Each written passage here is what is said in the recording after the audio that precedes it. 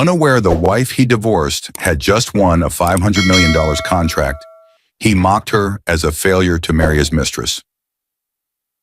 What she did next crushed them both. He didn't just divorce her.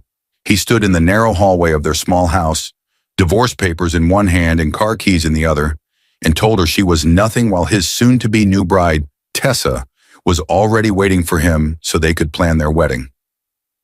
That night, Emma Hayes stepped out of her workshop, still smelling of metal and machine oil, the weight of a locked drawer behind her, the same drawer that held a finalized $500 million engineering contract, signed in her name alone and protected by a strict NDA.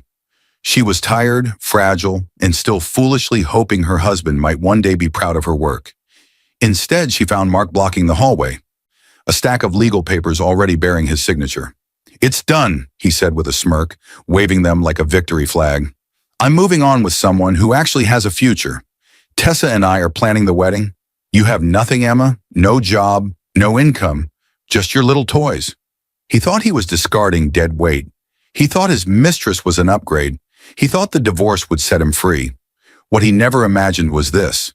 The woman he had just dismissed as a failure was the lead engineer behind a $500 million project. A woman who had already locked away every contract, every email, and every ugly receipt she needed. Not just to walk away safely, but to sit in a future courtroom with her lawyer at her side and watch his carefully built new life start to crack in front of everyone. Dear viewers, thank you for being here. If you watch without subscribing, it's like letting Emma's quiet genius be ignored all over again. When you hit that button, you stand with every partner who was mocked, every mind underestimated, and every woman planning her silent comeback. Please subscribe now and tell me in the comments where you're watching from. The moment the lock clicked, Emma Hayes, 31, quiet in manner but brilliant in mind, felt fear and triumph crash together inside her chest. Her private workshop sat behind a heavy sliding door at the very back of the small house she shared with her husband. To visitors, it was the storage room. To Mark, it was that place where Emma hides. Only Emma knew it was the heart of her life's work. Today it held proof that her life had already changed. The overhead strip lights hummed on. For one full second, she couldn't breathe. On her steel desk lay a folder so thick it almost bowed. On the front, in bold black letters, $500,000 million contract. Finalized underneath, in clean type, Emma L. Hayes, lead engineer, Modular Structural Innovations Limited. She ran her fingers over the letters. Limited, the company she had quietly registered 3 years ago using her inherited workshop as its legal address. No shared accounts, no co-owners, no husband's name on anything, by careful design. For years she worked alone. No investors, no applause, not even support from the man she married. Just late nights, worn-out pencils, prototypes that failed more than they worked, and a stubborn fire in her chest that refused to go out. The workshop had been her father's before it was hers, his only real asset when he died. No land, no savings, no stocks, just this one space and a lifetime of calloused hands. People left money. He left tools, scribbled notebooks, and a belief that his daughter's mind could build what others only imagined. His presence still clung to the room, the smell of old wood, the dent on the metal table where he'd once dropped a hammer, the faded equation he'd chalked on the wall and never bothered to wipe off. Every time she walked in, it felt like stepping back into their world. Emma laid a trembling palm on the folder. She, the wife everyone assumed was playing with gadgets, had just secured a global engineering deal worth $500 million. Behind her, in full assembly, stood the proof. A modular, eco-structural system made of compact panels that locked together like puzzle pieces. Buildings that could be assembled faster, withstand extreme weather, and cut energy use in half. A lifetime of quiet work, finally seen. Memory rose up, clear and sharp. A much younger Emma sat on the same concrete floor, hair messy, fingers sticky with glue, holding up a crooked wooden bridge.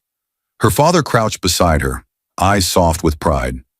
"One day," he'd said gently, tapping her forehead, "they'll pay you for the way this works, not for the way you look or smile or please anyone else."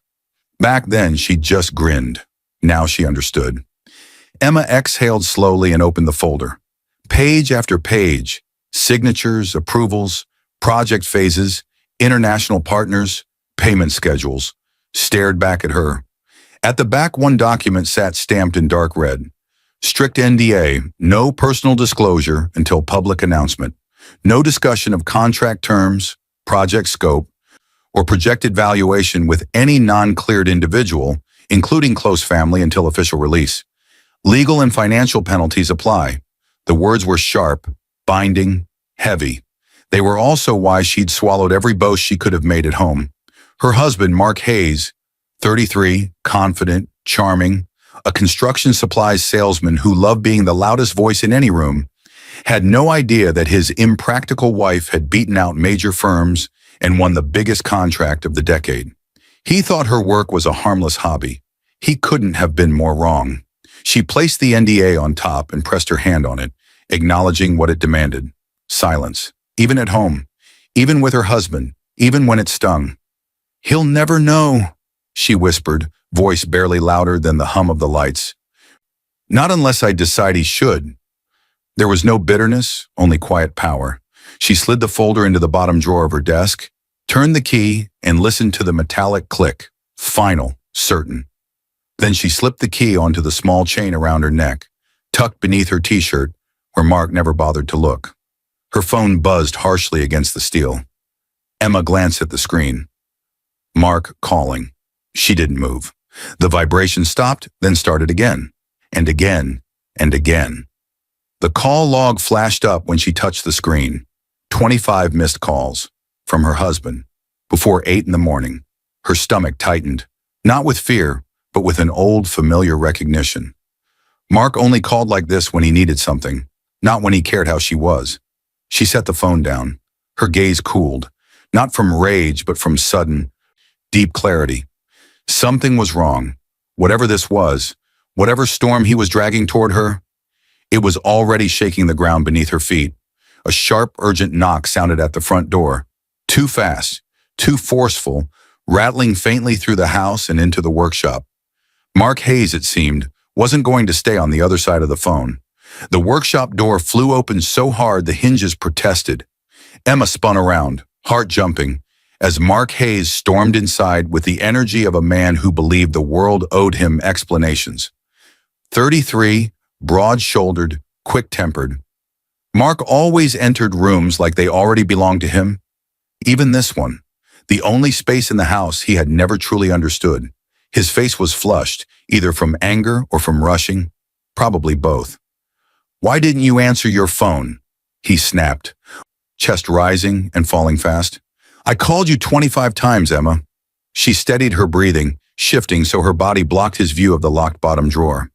"I was working," she said, voice even. Mark's eyes swept over the workshop. Wires, sketches, scattered tools. The large emerald green prototype half hidden beneath a fitted tarp. To him, it all looked like clutter, like a child's project that had taken over adult space. He snorted. "Working? Emma, this isn't work. This is you playing with your toys again." The words landed like cold water, familiar, overused, worn into her. She didn't flinch this time. He always used that tone when her dreams didn't center him, when her focus wasn't on applauding his efforts or listening to his complaints about clients. He strode farther into the room, pacing like a manager delivering a warning, not a husband speaking to his wife. "You need to stop hiding in here. It's embarrassing. Real adults get real jobs. I told you last year, you should have shut all this down and taken something steady, something that actually pays." Emma's eyes flicked for the briefest second to the drawer with the $500 million contract and NDA. The urge to laugh almost rose in her throat, bitter and sharp. She swallowed it down. She couldn't tell him. Not yet. The NDA wasn't just ink. It was her entire company's future. She had signed it with full understanding.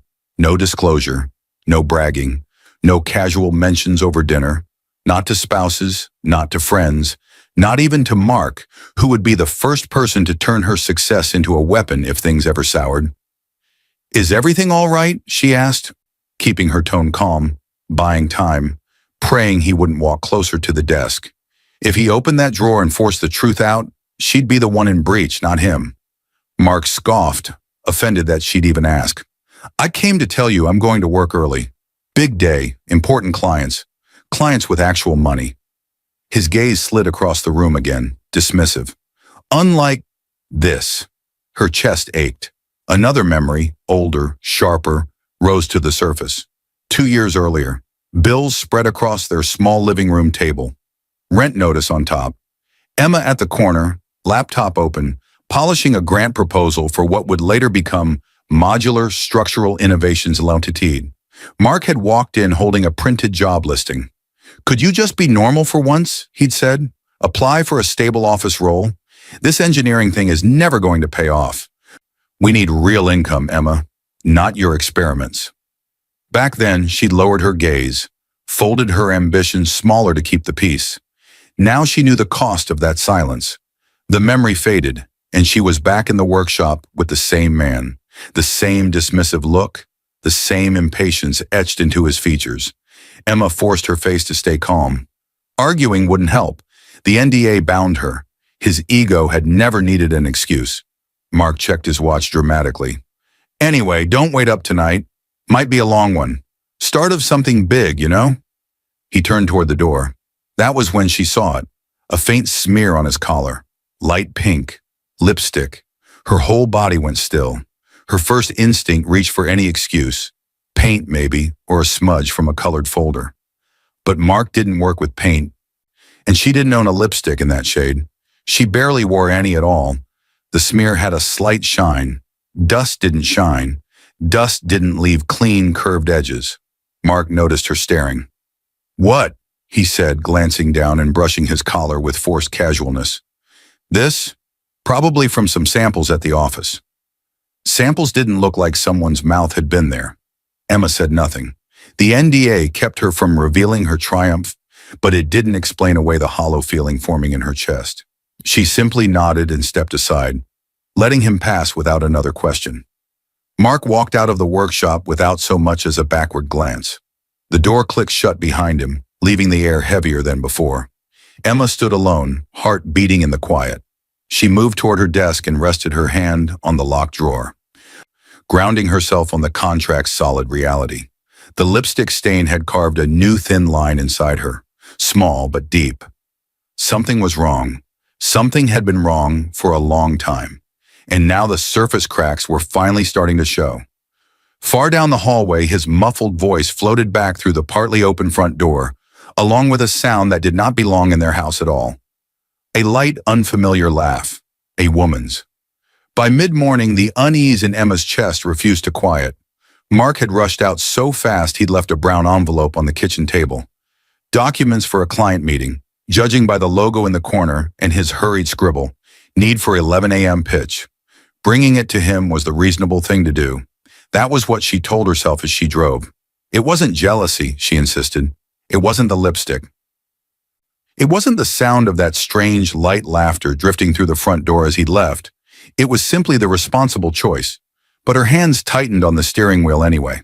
The building's glass doors swallowed her reflection as she stepped through them.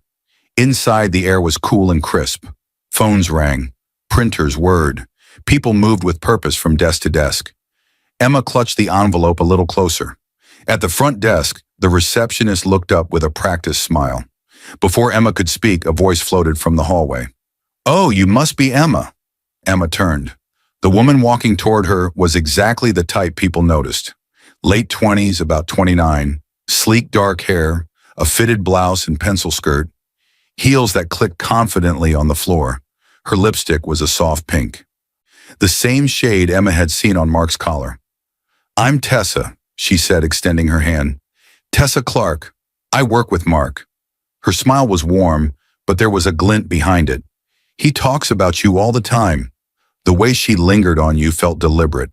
Emma shook her hand. The perfume hit her first. Light, sweet, familiar now that she recognized it from Mark's shirt the night before. "I'm just dropping off some documents he forgot," Emma said, raising the envelope. "Oh, you're so thoughtful," Tessa replied with a soft laugh, her fingers brushing the edge of Mark's desk as they walked toward it. He gets so distracted in the mornings. Mind always racing. So many things he's trying to juggle. Her tone made distracted sound like a compliment. Emma's stomach pulled tight. Tessa stopped at Mark's workstation and set her hand on the back of his chair with the ease of someone who did it often. He's out in a client meeting, she said. Important one. You know how he gets, can't sit still when he feels something big coming. Right, Emma said quietly. He mentioned he had a busy day. Busy is kind of his default setting, Tessa said, a small smile tugging at the corner of her mouth. We're usually here late together. Early mornings, late nights. Her fingers tapped the desk near 2 coffee cups, still sitting side by side. Same brand, same order, one still slightly warm. It's easier when someone understands your rhythm. The words sounded harmless on the surface. Underneath, they weren't. Emma's chest tightened. She didn't want to jump to conclusions. People worked late. Co-workers brought each other coffee.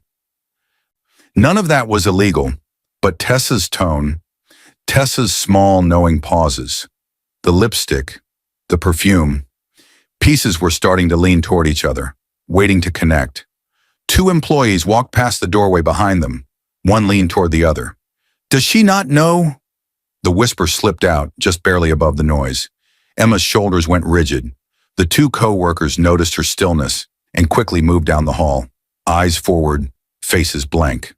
Tessa's smile stretched a little wider, like she had heard the whisper too and chosen not to care. Some people keep secrets to protect others, she said lightly, reaching for the envelope in Emma's hands without asking.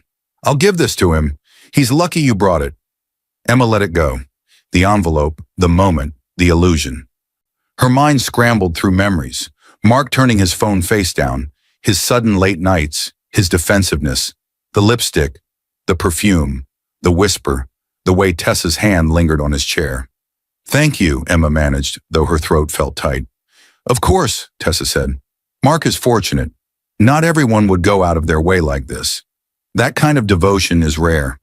The word devotion landed like a small blade. Emma stepped back, needing air.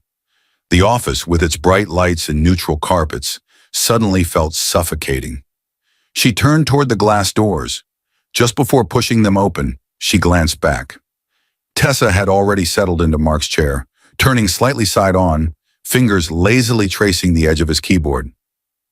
She stared at the empty space where his body usually sat and smiled like she was waiting for him to come back to her desk, not theirs.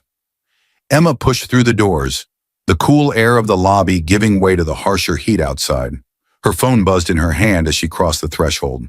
A new text message flashed across the screen from an unknown number. The preview line read only, "If you're Emma, you deserve to know the truth about Mark."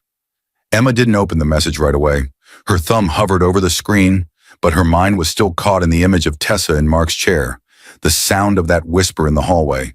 She slipped the phone into her bag, telling herself she'd read it later, when she was calmer, when she wasn't standing in a parking lot outside her husband's workplace with her heart lodged in her throat. But the universe, or fate, or simple bad timing wasn't finished with her yet.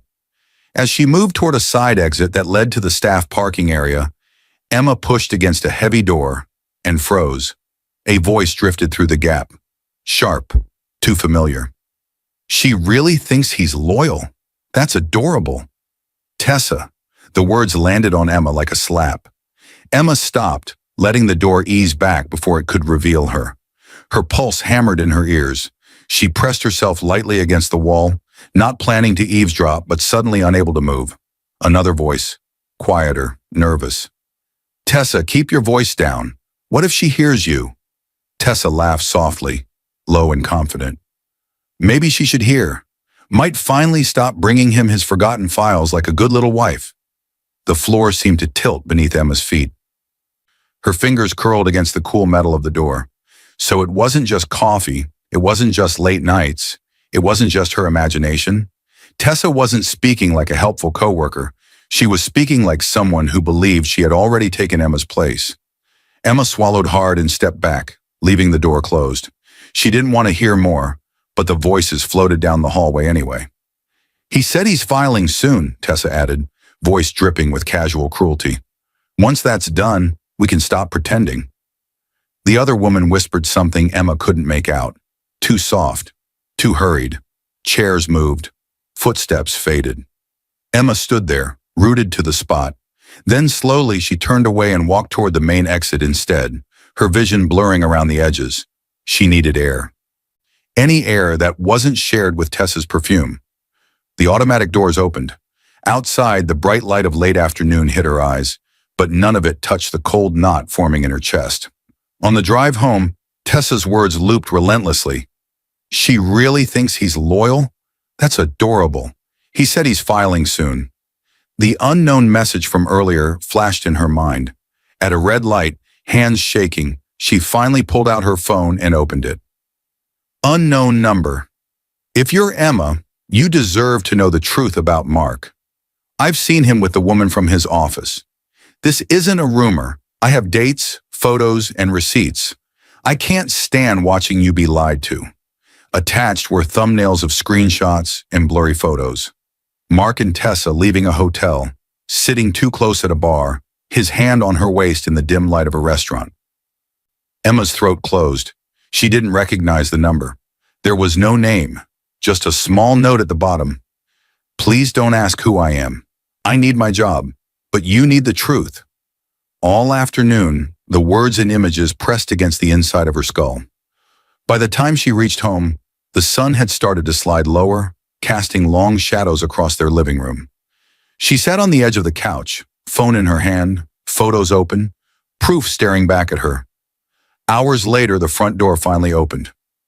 Mark stepped inside. Late, very late. His hair was mussed, his shirt wrinkled, and the scent that drifted in ahead of him made Emma's lungs seize. Tessa's perfume, the same one from the office, the same one from his collar, the same one that seemed to cling to his skin now, layered over faint cologne. He dropped his keys carelessly on the table. Long day, he muttered, not looking at her. Don't start anything. Emma stepped forward anyway, heart pounding, but voice surprisingly steady. Mark, she said, is there someone else? He froze. A moment stretched long and thin. Then he turned, eyes narrowing as if she'd insulted him. Someone else? He repeated, scoffing. Why would I need someone else when I have a wife who doubts everything I do? I don't doubt everything, she said softly, but you're always gone. You come home late. You smell like hard work? He cut in, voice sharp. You wouldn't understand that. Not with your little projects.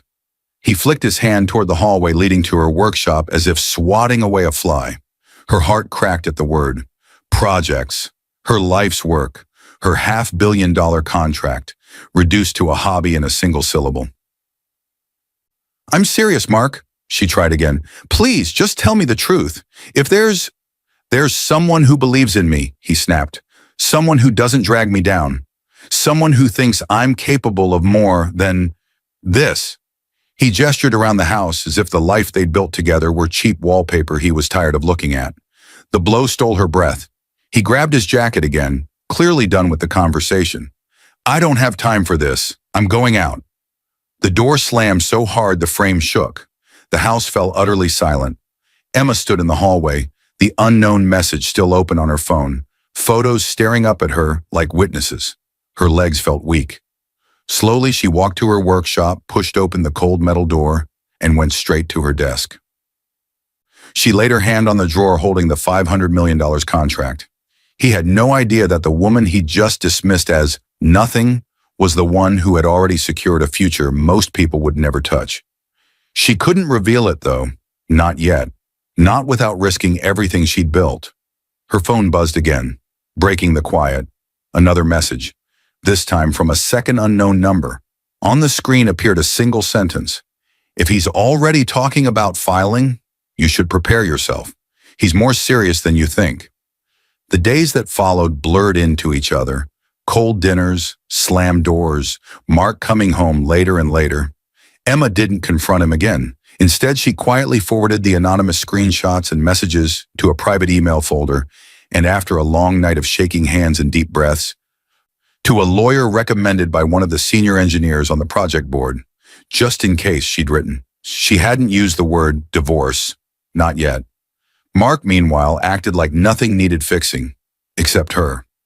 By the end of the week, the storm finally crashed through the front door. It burst open with a force that rattled the frames on the walls. Emma flinched before she even looked up from the notes she'd been scribbling in her workshop. Mark stormed in, gripping a thick stack of papers, jaw clenched, eyes bright with ugly determination. He didn't even bother to close the door behind him. "Emma," he barked, "come here. We're doing this now."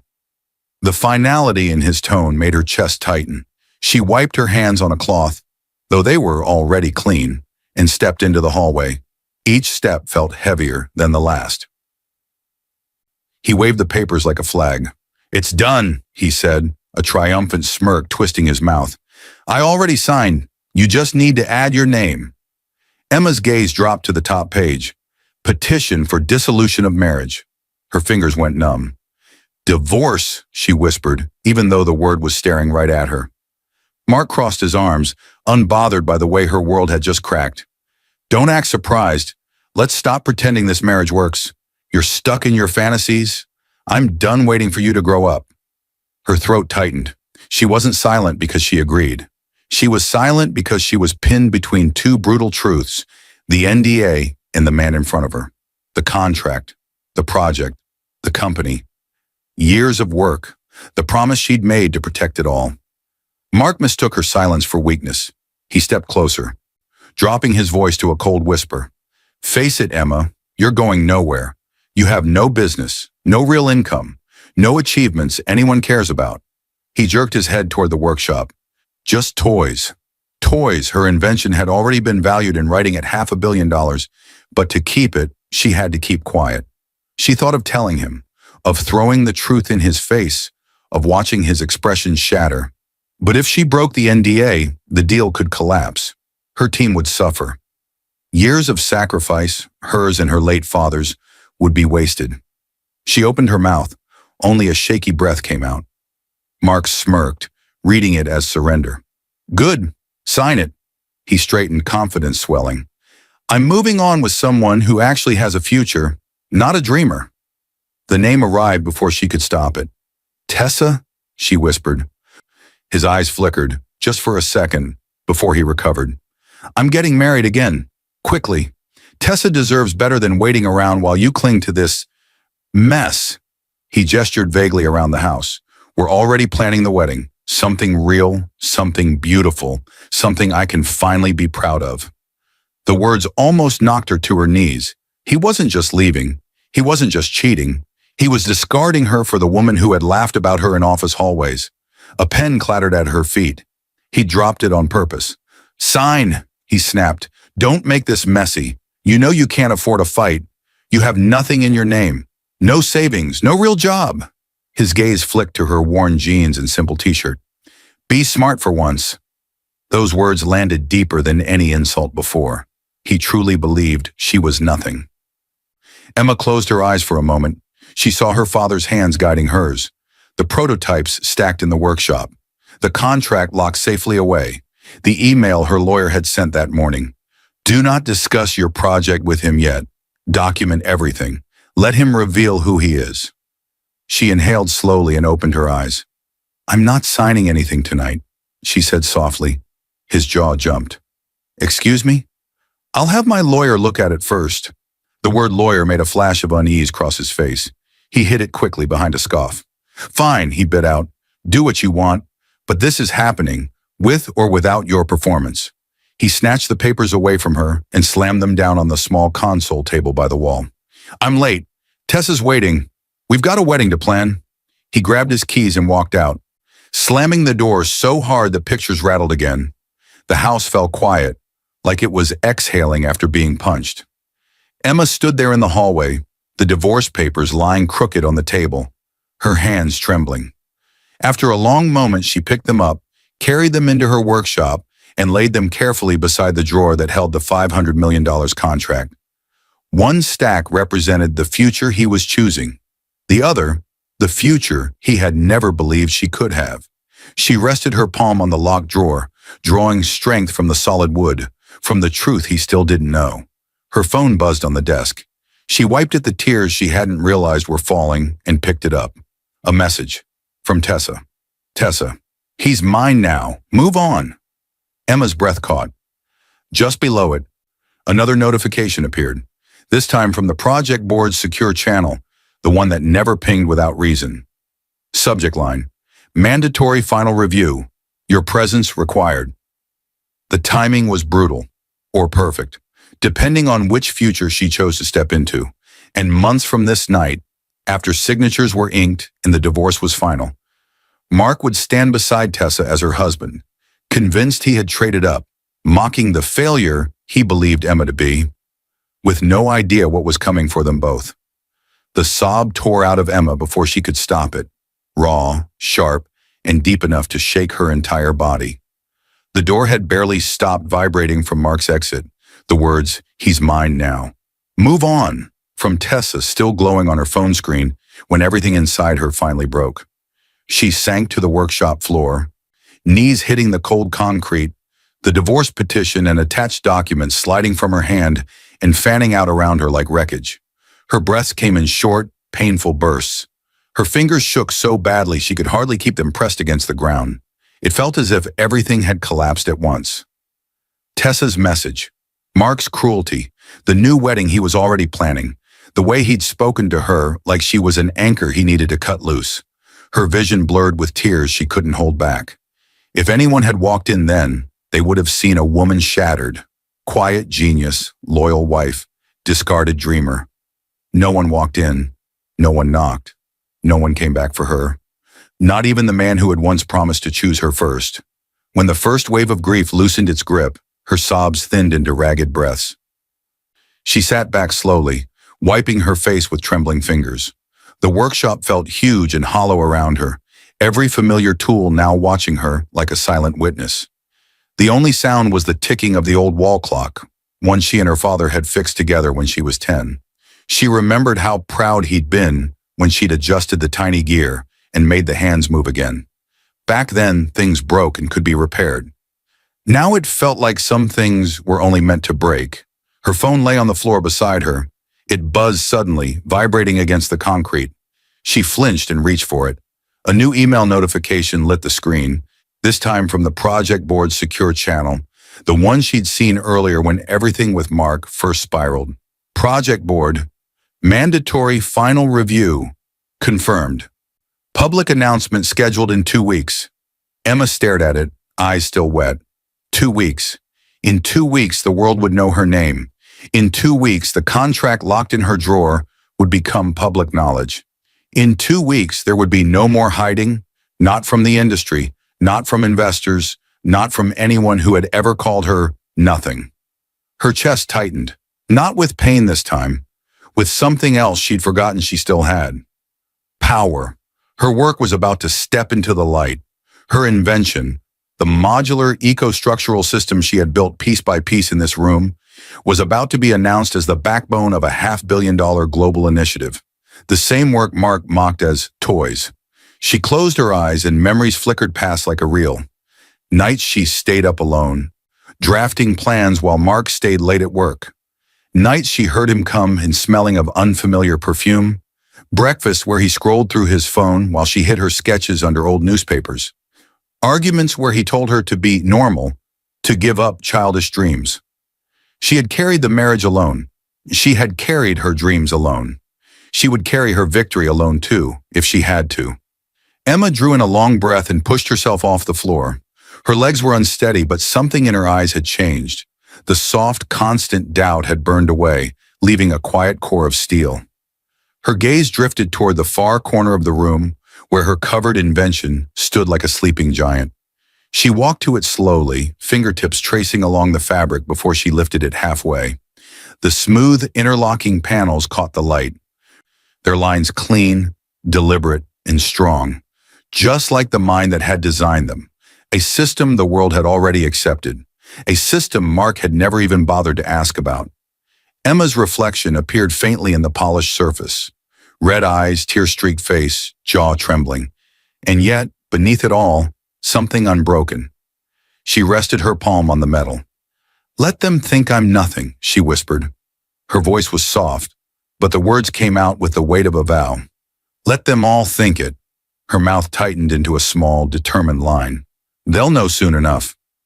The workshop lights hummed overhead, steady and familiar, as if agreeing. Her phone buzzed again, short, sharp, unexpected. A new message from an unknown number. No preview, just one word. Urgent. Emma stared at it, thumb hovering. Part of her wanted to throw the phone across the room. Another part of her, the part that had learned to read danger and opportunity in the same heartbeat, knew this was one more piece of the storm she couldn't avoid forever. Inside that unopened message waited news that would pull her out of hiding and place her on a stage where the whole world would finally see her. The flash of cameras hit Emma like a wave, bright, relentless, almost blinding. Reporters shouted her name from every direction, microphones lifted like reaching hands. The noise swelled across the conference hall, pressing against years of quiet she had learned to live in. For a heartbeat, she just stood there, blinking, her mind struggling to catch up with what her life had become. Behind her, on the stage, stood the fully assembled modular eco-structural system, sleek interlocking panels rising into a complete structure. The banner above it read, Global Eco-Infrastructure Initiative Lead Engineer, Emma L. Hayes. 2 weeks had passed since that night on the workshop floor. 2 weeks since Mark's divorce papers. 2 weeks since Tessa's text staking her claim. 2 weeks since the board email that had ended her hiding. Just hours earlier today, she had stood in front of a mirror, adjusting a simple blazer with trembling hands, wondering if the girl who once built crooked bridges from scrap wood could really belong here. And now the world was watching her. The board director, Mr. Collins, a calm man in his 50s with silver hair and steady eyes, motioned her forward to the podium. He had been the one to push her design into the final evaluation round, the one who had seen beyond her quiet voice. Today, his voice rang across the hall, we present the mind behind the most advanced modular eco-structural system in the industry, a system that will change how we build, where we build, and who can afford safe, sustainable housing. Applause exploded, loud, echoing, almost unreal. Emma stepped up to the microphone. Her hands were still unsteady, but her spine straightened with each step. She wasn't used to being seen. Her life had been spent at drafting tables, not on stages, in shadows, not in lights. But here she was. As the cameras clicked and flashed, she inhaled slowly. She remembered every night Mark had rolled his eyes at her work. Every time he called it a phase, every snide comment about real jobs, every moment he'd made Tessa feel like an upgrade. Those memories no longer felt like chains. They felt like fuel. Thank you, she began, her voice calm and clear through the speakers. Thank you for believing that innovation can come from small garages and quiet workshops, for believing that ideas built in silence can still speak loudly to the world. The room listened. Her invention gleamed behind her, proof of everything she'd fought for. The world, for the first time, wasn't laughing, it was listening. After the press conference, she moved through clusters of industry leaders and investors. Your design is extraordinary. Decades ahead, you've changed how we'll respond to disasters. We'd like to partner with your company. Emma shook hands, nodded, smiled politely.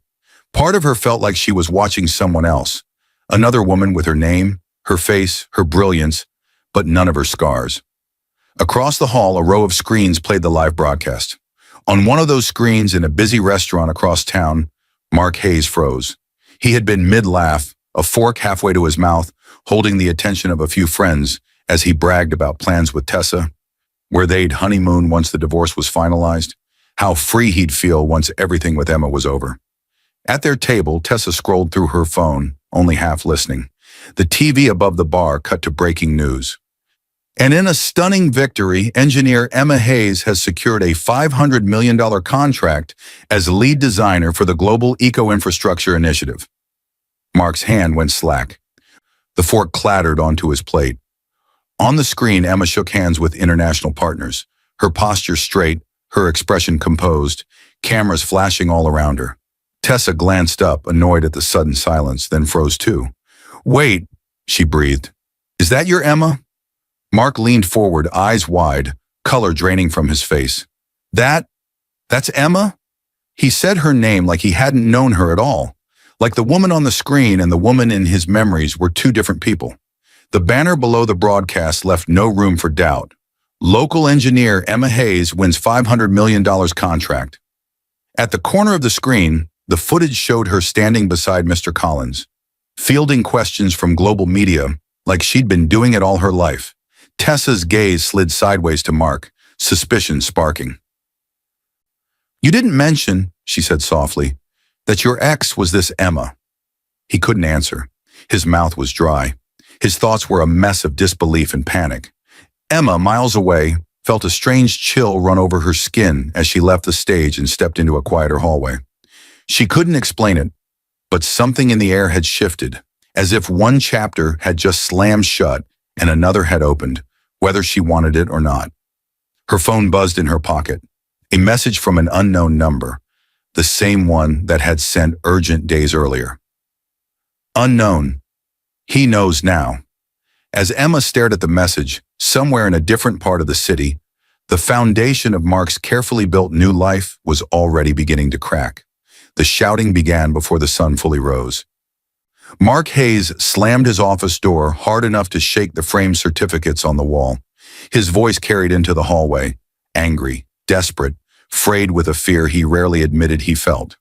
"What do you mean my accounts are frozen?" he snapped. Across the desk, his boss, Mr. Landon, a strict man in his late 40s, whose patience had been worn thin over the years, rested his hands on a thick stack of printed reports. He didn't bother looking impressed or sympathetic. "It means," Mr. Landon said evenly, "that the company's internal audit flagged irregularities in your expense reports.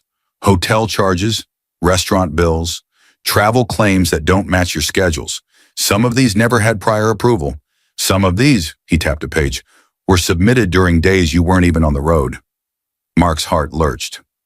"That's a misunderstanding. I can explain." "You'll have the chance to explain to HR and the Finance Committee," Mr. Landon cut in. "But as of this morning, pending investigation, your employment is terminated and your corporate accounts are frozen." The word hit like a blow. Terminated. He swallowed hard, throat suddenly dry. "You can't just—" "We can," Mr. Landon said, finally meeting his eyes. "You've been warned before about blurring personal and business expenses. We now have evidence you ignored those warnings. Some of these transactions," he slid a highlighted page across, "are at hotels near your home, on days you told us you were meeting out-of-town suppliers." The hotel names glared up at him, the same ones from his nights with Tessa. Mark's pulse hammered. Security was called. Procedure. "Nothing personal," the guard said, almost bored. He was walked through the open office in a silence thicker than any applause he'd ever bragged about. Conversations hushed as he passed. Phones lowered. "Did you hear?" someone whispered. "They caught him faking expenses. Always knew there was something off. Didn't his ex-wife help him with his old proposals?" He kept his head down. By the time he reached his car, his hands were shaking. His phone buzzed. For a brief, stupid moment, he hoped it was Emma. Then he remembered the courtroom date on his calendar, the way she had stared through him after the press conference had aired on every screen in town. He pulled out the phone. It was from Tessa. "Tessa, I saw the news from your office. Fired? Accounts frozen?" Another message followed faster this time. "I told you I wanted stability, Mark. I didn't leave my safe life to babysit a man who can't keep his job." His chest tightened. He typed, "We'll figure it out. It's temporary. I still have savings." Her reply cut through him. "Your accounts are being investigated. That means my name gets dragged in too. I didn't sign up for this. I signed up for the man who looked like he had it all together." A pause. "Don't come over tonight. I need space." He stared at the screen, disbelief turning to panic. First his job, now his upgrade.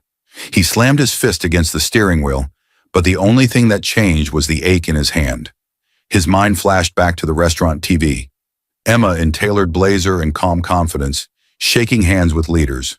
A banner announcing her $500 million contract. Reporters calling her visionary. The woman he'd walked away from. The woman he'd mocked as nothing. He drove without thinking, his body on autopilot while his mind scrambled. Streets blurred, traffic lights changed. Eventually, he ended up on a road his car remembered, even when his pride wouldn't. Emma's street. He slowed in front of her house, smaller than he remembered, yet somehow more solid than anywhere he'd been in weeks. He got out and walked up the path with unsteady steps, his once easy swagger gone. He knocked, not with the arrogance of a man demanding answers, but with the desperation of someone whose excuses had finally run out. The door opened. Emma stood there in a simple sweater and jeans, hair pulled back, no makeup. Her face was calm, too calm. Seeing her like that made his chest twist. "Emma," he said, breathless. She looked at him, expression neither cold nor warm, just distant, detached, as if she'd finally stepped out of a fog and was seeing him clearly for the first time. He swallowed hard. "I made a mistake. I know that now. I didn't understand what I had." His voice scraped. "I saw you on the news. You're incredible. You're brilliant. You always were. I was just too stupid to see it." Silence stretched between them. He stepped closer. "Please, just give me a chance. Let me fix this. Let me come home." The faint hum of the workshop's lights filtered from the back of the house. The same room he once dismissed as a place for toys. Emma inhaled slowly. Her voice was quiet but firm when she finally spoke. "The court will handle everything." The words landed heavier than shouting ever could. They weren't cruel. They were final. Before he could speak again, she closed the door gently. The latch clicked. Mark stared at the wood grain, feeling the weight of everything he'd thrown away, pressing down on his shoulders like a collapsing roof. Inside, Emma leaned against the door for one long, steady breath. Not a breath of revenge, just release. Her phone buzzed on the hallway table. She picked it up. A new message from Ms. Grant, her lawyer. "We're ready for tomorrow. Bring all documents, especially anything related to his expenses. This will go in your favor." Thunder rolled somewhere in the distance, not outside but inside the life Mark had tried to build. Tomorrow's courtroom wouldn't just finalize their separation. It would expose secrets he never imagined she already knew. The tension in the courtroom was so thick it felt like a wall. Mark Hayes walked in and felt every pair of eyes turned toward him. Whispers fluttered through the benches like restless birds. A few people grabbed their phones, pretending not to stare, failing horribly. He had once loved being the center of attention. Today, it made him feel sick. Emma was already seated at the plaintiff's table beside her lawyer, Ms. Grant, a sharp-minded woman in her early 40s, whose calm silence could cut deeper than any insult. Emma sat straight, her posture relaxed but unshakable. She looked nothing like the woman he'd last seen crying over his betrayal. There was a quiet strength in her now that unsettled him more than anger ever could. He took his place at the defense table next to his own lawyer, who had dark circles under his eyes and a stack of papers that didn't look nearly as thick as Ms. Grant's. Tessa slipped in a moment later, in a fitted dress and carefully styled hair. She took a seat behind Mark, trying to look supportive, but her expression wavered. The confidence that once glittered in her eyes now dimmed by the shadow of his firing and the investigation around his spending. The bailiff called the court to order. Everyone stood as Judge Reynolds entered, a man in his 60s with clear, tired eyes and a reputation for hating lies more than anything else. He settled into his chair, adjusted his glasses, and spoke. "Be seated. We are here today to address the financial and legal matters arising from the former marriage of Emma Louise Hayes and Mark Daniel Hayes." Former. The word sliced through Mark's chest with more precision than he expected. Ms. Grant rose first. "Your Honor," she began, voice smooth and controlled, "we will present evidence of financial misconduct, emotional neglect, and deliberate misuse of marital assets by Mr. Hayes during the course of this marriage and during the separation process." She opened a file so thick it made Mark's stomach drop. Screens lit up on the courtroom walls. The first set of documents appeared. Bank statements from Emma and Mark's joint accounts. Lines of withdrawals, transfers to Mark's personal account, charges that didn't match the ordinary expenses of their life together. "Here we see funds transferred out without Mrs. Hayes' knowledge," Ms. Grant said, "many occurring shortly before hotel and restaurant charges on Mr. Hayes' corporate card, now under investigation by his former employer." Murmurs rippled through the courtroom. Mark shifted in his seat, heat creeping up his neck. His lawyer started to rise. Judge Reynolds raised a hand. "You'll have time for response, counsel. Let her finish." Next slid onto the screen. Itemized reports from his company's audit, hotel stays, bar tabs, luxury purchases, dates and locations that matched the messages Emma had once received from anonymous numbers. All of these, Ms. Grant continued, were filed as company expenses. The investigation, however, found no legitimate business purpose for a significant portion of them. A different document appeared, screenshots of text messages between Mark and Tessa during those trips, flirtation, hotel room numbers, jokes about Emma never suspecting a thing. And then, in harsh, fluorescent letters on screen, one of Tessa's messages. She still thinks he's loyal. It's adorable. A few people in the gallery gasped. Tessa's face drained of color. She shrank into her seat, eyes fixed on the floor. Ms. Grant didn't look at her. She turned another page. Additionally, she said, we submit evidence that Mrs. Hayes supported Mr. Hayes's career while he dismissed and ridiculed her own, including emails where she rewrote his proposals and improved his presentations. Work he later claimed credit for solely. This goes to the imbalance of contribution within the marriage. More emails appeared.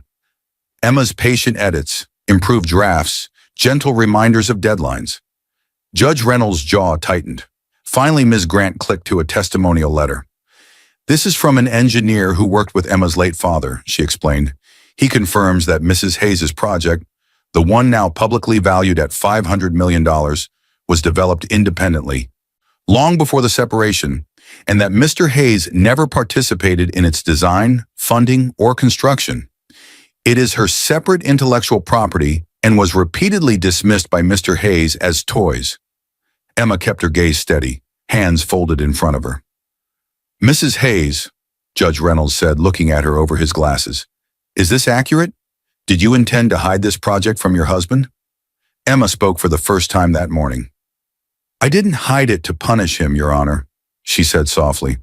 I was bound by a non-disclosure agreement, and I had learned, over time, that sharing my work with him did not bring support, only belittling. She paused.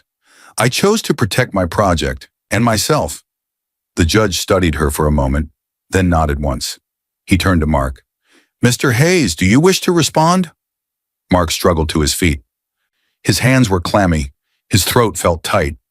I didn't mean for things to go this far, he said, voice barely above a whisper. I was under pressure. I made mistakes. I thought I was entitled to some comfort. I didn't know. He glanced at the screens, at his own words staring back at him in pixelated shame. I didn't know she'd ever become this successful, he finished weakly. The admission hung heavy in the air. Judge Reynolds exhaled slowly. Success does not determine a person's right to respect, he said evenly, nor does it excuse the misuse of shared resources for personal indulgence. He shuffled the papers in front of him, then spoke with crisp finality. Based on the evidence, this court finds that Mr. Hayes engaged in repeated financial misconduct, misappropriation of marital funds, and emotional neglect. All marital claims to Mrs. Hayes' company, intellectual property, and related revenue are denied. Mr. Hayes is ordered to provide restitution for misused funds and relinquishes any right to further claim spousal support. Gasps broke out in the gallery. Tears pooled in Emma's eyes, but they were not from grief. They were from release. The court, Judge Reynolds added, voice softening, acknowledges Mrs. Hayes' substantial contributions to Mr. Hayes' career and the undue criticism she endured while quietly building her own. The gavel struck. Mark collapsed back into his chair, hands covering his face as the walls of his life closed in. Behind him, Tessa leaned forward, her voice low and cold near his ear. I'm not going down with you, she whispered. She stood, grabbed her purse, and walked briskly out of the courtroom without looking back. Mark lifted his head just in time to watch her leave.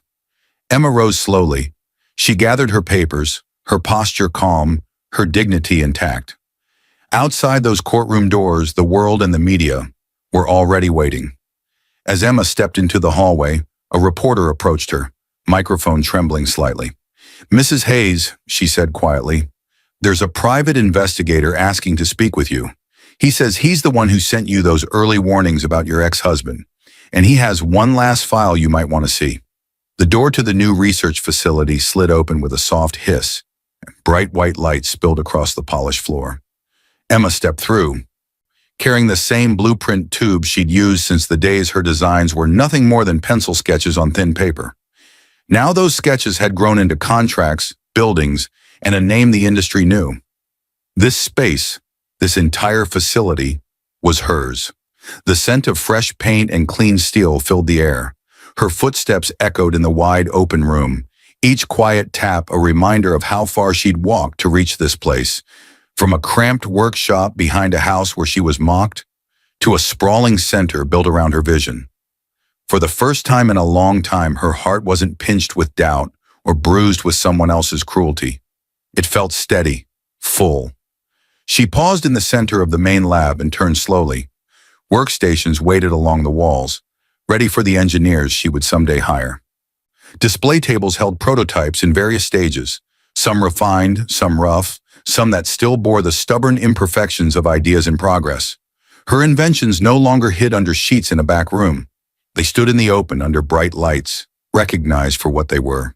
Her father's voice drifted through her memory.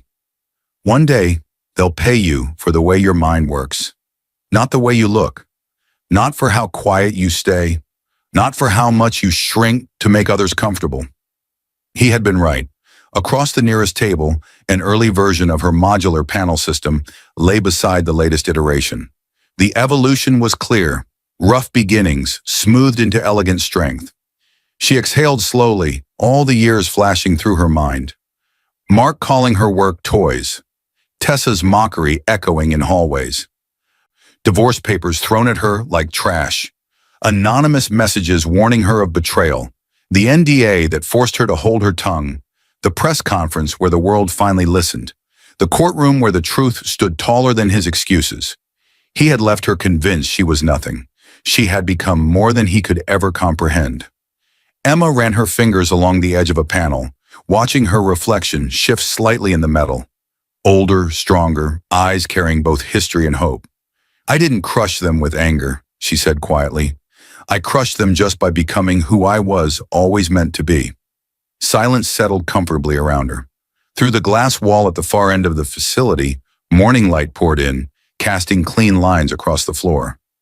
This was no longer a hallway she was being pushed down by someone else's choices. It was a path she had built herself. She walked toward the large glass doors, each step measured but relaxed. When she approached, the sensors triggered. The doors slid open for her, then closed gently behind her, like the soft, permanent closing of a chapter that had once nearly broken her. Outside, the world waited, not to doubt her, but to work with her, to invest in her, to build with her. Somewhere in her pocket, her phone buzzed, a small, insistent vibration. She pulled it out, a new email. Sender, H. Lawson, Private Investigations. The subject line, Final Report. You owe yourself this closure. Emma stared at it for a moment. There had been a time when she would have opened it instantly, desperate for every detail of what Mark had done, every betrayal uncovered. Now she felt something else. Curiosity, yes, but not desperation. Not pain. She smiled faintly and slipped the phone back into her pocket. She would read it later, on her terms, in her time. Right now she had a facility to open, a team to build, and a future to design, one that no longer revolved around proving anything to a man who had already lost. She stepped fully into the light, free, fulfilled, and finally whole. Her story with Mark Hayes was legally closed, but the choices he had made would keep teaching lessons long after their names were no longer spoken together. Lessons for anyone who ever looked at a quiet partner and mistook silence for weakness instead of undiscovered power. I hope you enjoyed watching it as much as I enjoyed creating it. Like, share, and comment on the lessons you've learned. Let me know where you're watching from in the comments below. See you in my next video.